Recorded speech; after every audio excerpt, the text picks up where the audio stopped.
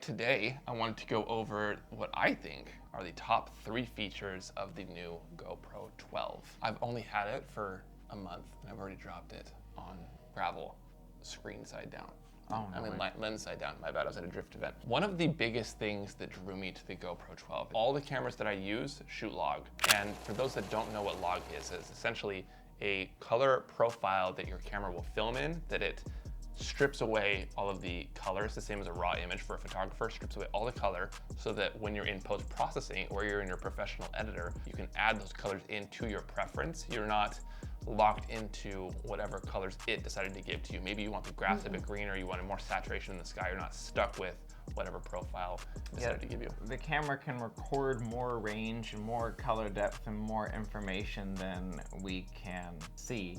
So we have to add that back in post-production. So the camera, what it records, when you see a nice color image come out of a standard profile, it's already adding in all the information it thinks it needs to get it to look real. But when you have a raw image you took from photo or shooting raw video or shooting in log, yeah, you're having an unadulterated, unsifted, untouched version of all of the information recorded to the sensor. And it's your job to put in those trillions and billions of colors and increase or add contrasts, because when you end up having that image so flat, the reason to shoot so flat is so we can grab more dynamic range from down here and up here and smush it into our file. We end up shooting with high contrasts in the camera immediately, then we lose the opportunity to have that widened spectrum inside the same shot. That's a beautiful way of explaining it.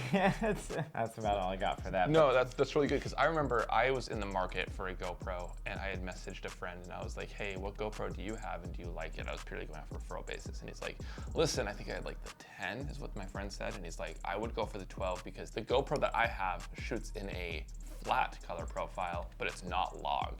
The true log comes in when you get into the GoPro 12, and I was like, I want true log because if I want to, film a car commercial in 6 months or whatever it is, I want to be able to clip this to the side of a car and have it match the color science of every camera that I'm filming here today. Use the same LUT, or essentially color profile, that I add in post, and so that when the video is playing the finished result, then all of the clips, the colors look the same, then all of a sudden the GoPro clip shows up and it looks different.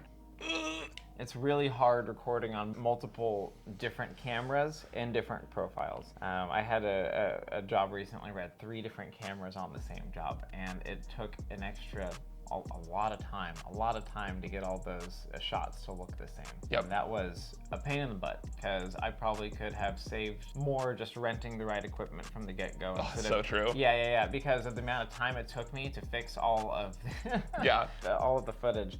I probably could have just spent $300 and rented a different camera. Yeah. So from my perspective, that is my #1 favorite, and actually one of the sole reasons I got the 12 over all the other ones. The other reasons that I actually found out after that I got the 12 is that this thing has vertical shooting mode that I didn't know that I had. So if I turn this around and I go ahead and show you some B-roll as well, you can see that it's facing horizontally, but the GoPro has done the crop for you when it's shooting in this direction. So if you're like an FPV drone pilot and you want to shoot without having to physically turn the camera on the drone, which there are mounts for that, but now you don't have to. You have that option. Or if you're like a content creator that, again, doesn't want to like flip it horizontally because you don't have the mounting hardware for that, then another really good reason to go with that crop. And what resolution is this shooting in? So this can shoot, and that's actually the #3 favorite reason that I got the GoPro 12 is that it shoots in 5.3K. Why is that important for like literally anyone out there? Can you see 5.3K from an iPhone? Probably not. In fact, if I showed you like a 4K, even a 1080 clip on an iPhone versus a 5.3K, you probably won't be able to tell the difference. What the beauty of it is if it's blown up on a big screen or you need to crop in post to fix some compositional issues, you can crop in without losing resolution and it's still gonna look sharp.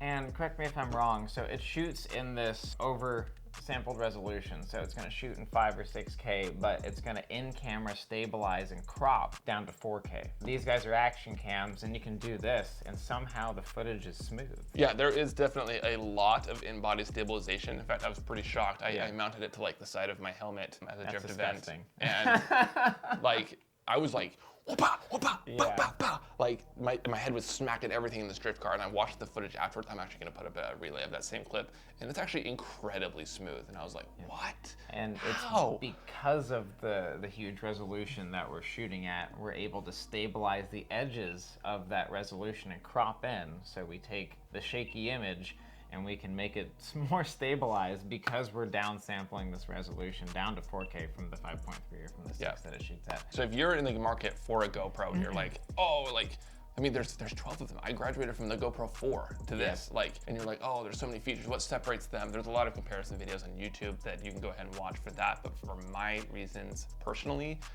for professional commercial work, it was the fact that it shoots log 5.3K and I don't need extra hardware to mount it vertically. It'll do it all on its own. Oh, another really big thing we're actually gonna make it for a surprise. This thing is waterproof up to like, I'm not even gonna say the number, but I'm gonna put it up on the screen without a third-party cage to put on it. So like I can right now dip this in a glass of whatever it is, and it will. Got my energy drink, and it is waterproof without the cage, which is like, that's just more like, thank you GoPro for not making me buy more shit when I've already bought a $400 camera. You know what I mean? People are starting to shoot in a horizontal form and then crop to this vertical. And I think that it's cool when we're able to do it in camera as well. We don't have to change up our rigs. We don't have to unbolt and screw in different things. Oh my gosh, it's so annoying. Because one of your clients wants it turned, you can shoot in a higher resolution like 4K and then just feel safe and feel good that you can crop it down to that Mathematically, vertical. you have the pixels to do that. Well, you have enough to do it well, and it's still going to have a better resolution than your 1080 video. So I feel like there's a lot of comfort in shooting in 4K.